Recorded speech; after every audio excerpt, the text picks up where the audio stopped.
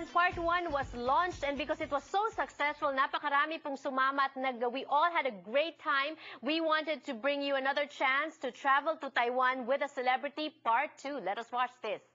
Taiwan is such a beautiful country. Mga kababayan, maglakwatsa po tayong muli sa Travel to Taiwan with a Celebrity Tour Part 2. Together, let's explore Old Town Danshui, Hongmao Castle, and also after swimming and dipping in the hot springs of Yangming Mountain. Siyempre, hindi rin po mawawala ang shopping sa Taipei, where we will find the latest and most unique fashion goodies. Meron din pong pottery centers, night markets, and Taipei 101. So ano pang hinihintay nyo? Tawag na! Para po dun sa mga sumali last year, they all had a great time. Pwede pa rin po kayong sumali this time because iba-iba naman po yung mga pupuntahan natin. I am so excited because this is only my second time going to Taiwan, and what's good is I get to be with you. Kaya po yan po ang numero na nasa screen ngayon. Please call them. We are going to leave on May 18th, pero magkakaroon po ng mga reservation ng mga slots because we only got a few slots reserved for all of us. So first come, first serve basis po yan. Napakamura.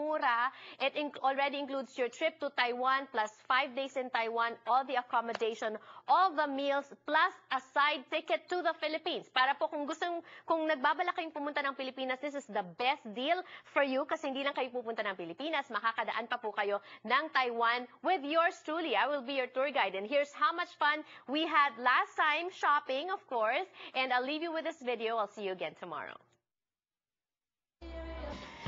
We made it, guys. We are on top of the world. At feel na feel ko talaga yan because figuratively, we are on top of the world because of all the shopping that we've done here in Taiwan. There's bargain shopping, there's one-of-a-kind shopping, and we're going to show you all that today here on the show. But before anything else, of course, literally naman, we are also on top of the world because we are at the top of the second tallest building in the whole world. In fact, this used to be the tallest building, Taipei 101, in the whole world, up until January, kung saan po nagbukas naman ang taller building pa in Dubai. But for now, we are content because this is one of the unique aspects of Taipei.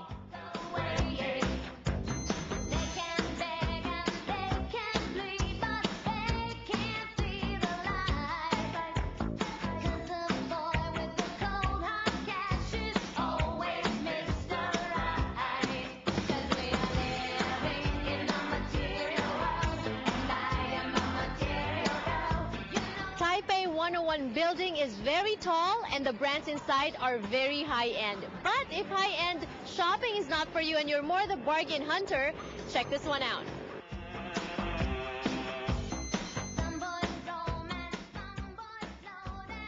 Ito naman ang mga street markets in Taiwan. They open daily from 4 p.m. up to about 2 a.m. ng madaling araw, kaya naman tinatawag din silang mga night market.